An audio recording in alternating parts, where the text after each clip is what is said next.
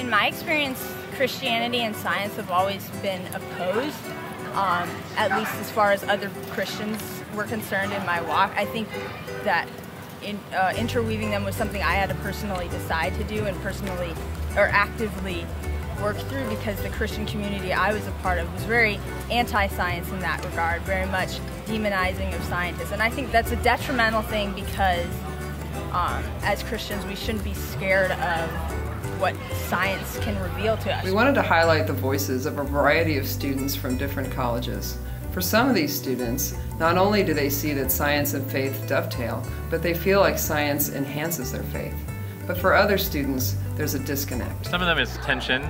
They feel like this is what I learned when I was back home, maybe my church or my family or my school. And then they come here and they might hear different messages, and they feel like, oh, how do I reconcile these? Looks like I need to pick one. I'm a hardcore physics chem. I plan to be an electrical engineer, so science has always been probably the biggest part of my life. And it always felt to me like science is about tangible proof. Like, you know something, but you have to prove it first. And it always felt like religion was the complete opposite. It's blind faith.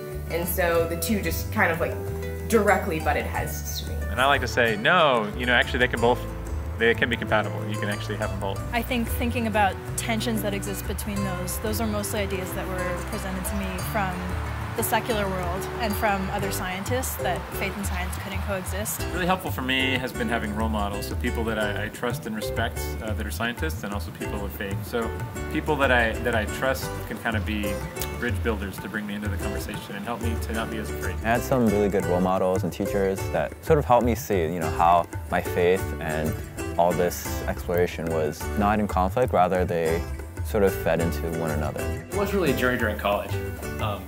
And there are a variety of pieces that helped with that. One was getting to know, a couple professors who also are Christians and in the biological science area, who had thought through these issues and could help, talk through and address some of these questions, as well as reading and thinking, and then just kind of combining that with my own experiences and trying to understand, like, what did I think to be true? There was a period of my life when, especially in graduate school in the biological sciences, because of some of the baggage with evolution and biology, that it wasn't very fashionable to be a Christian. It was hard to, sometimes to stand up and kind of acknowledge that and stand up for that and understand that. As a high school teacher and a young life leader, I've often seen that when students leave the protective nest of their family and their churches and go off to college, they experience all these conflicting worldviews and ideas, and they just really struggle sometimes. And one of the main reasons why students sometimes leave the church is by this perceived conflict between science and faith. So I think it's imperative for us as college pastors to find ways of engaging these questions of science and faith for our students. If we don't, some of our students may be able to figure out these questions on their own, but many of them are going to encounter frustration or just give up the quest altogether. We wanted to provide resources for college leaders of Christian groups to facilitate productive conversations. We feel like the more that students are able to talk through these perceived conflicts, the more they're able to find resolutions. And for people who aren't Christians, if we engage these questions well, they will be able to consider, is Jesus somebody who's real and relevant for my life?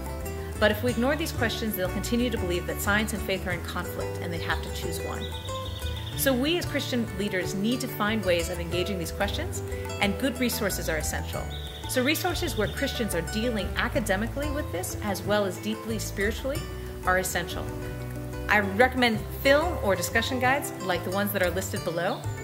These are guides that can help us with the resources that we need, especially for those of us who don't have scientific background. So may God bless you as you figure this out. Thank you.